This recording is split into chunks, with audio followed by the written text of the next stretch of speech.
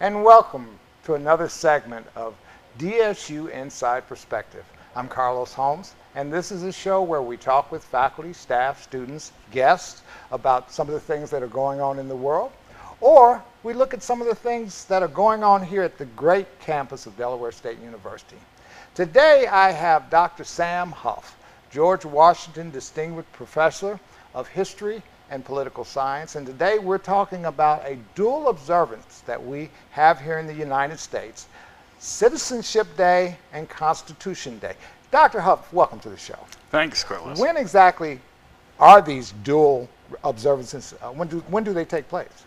Well, the day of Constitution Day is September 17th, and that commemorates and celebrates the last day of the 1787 Constitutional Convention, when the document was approved by those delegates in Philadelphia, but when they then had to send it out to the states for ratification.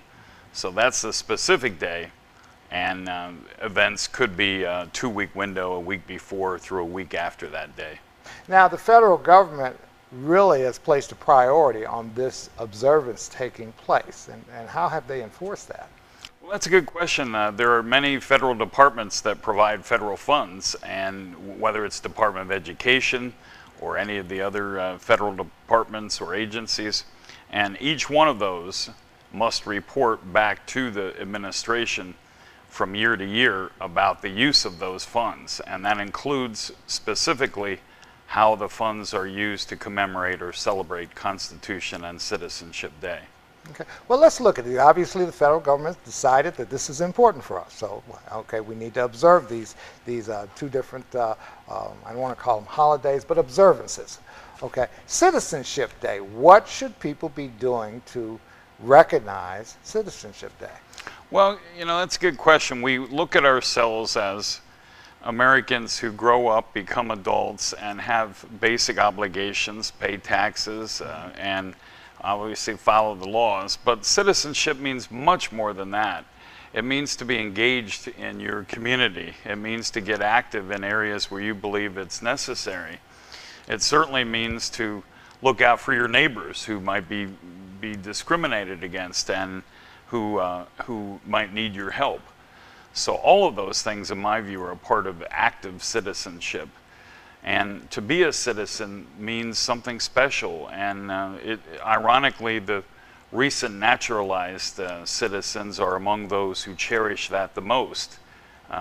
Native citizens should never take that for granted, and that's part of what Citizenship Day is. I remember when I was in elementary school, we had to learn the song, "Give me your tired, your poor, your huddled masses yearning to breathe free."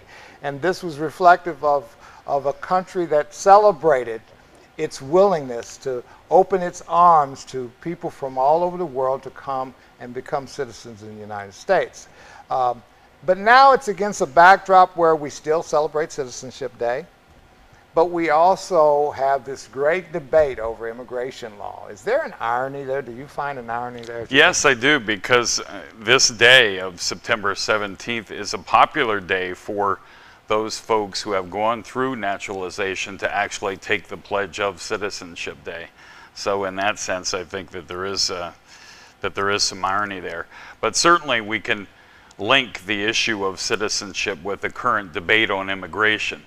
We know that there have been times in American history where immigration has been quite expansive, and then there are other times, particularly during war and times of national security, where it has been very restrictive and even subject to quotas, limits for that. Right now, of course, we're concerned with our borders, and particularly our southern borders, and are looking at various ways to try to keep that idea of a melting pot while at the same time keep the safety in terms of our borders. And it's not an easy issue.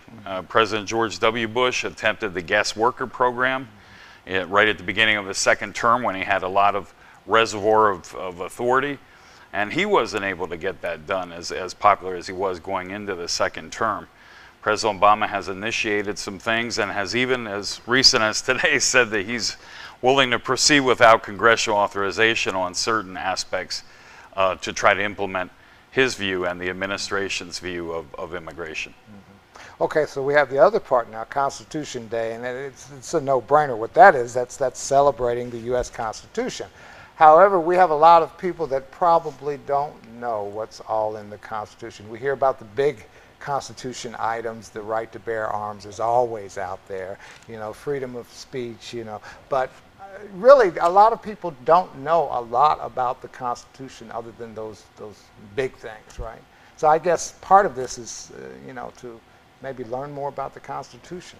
Well, I would certainly agree with that. As a political scientist, I'm among those faculty who argue that American national government should be required in all undergraduate institutions. And part of the focus in the course that I teach is to get folks to know their Constitution and amendments the same way they know their multiplication tables.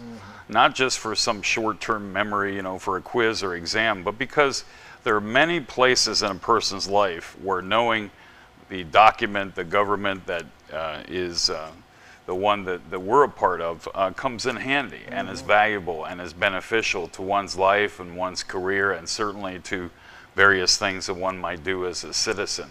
So for that reason, I think it's a very positive thing to be able to highlight the issues related to the Constitution and at the same time to get people to know the document even better. Okay. Well, I really appreciate you coming on the show to talk about this and to educate us about Citizenship Day and Constitution Day. And I think we should all take the opportunity to learn more about what it means to be a citizen in the United States and what our Constitution entails with our Bill of Rights and everything that it provides, the freedoms that it provides us. Dr. Hoff, thank you so much. Okay. And thank you for joining us for another segment of DSU Inside Perspective. We'll see you next time.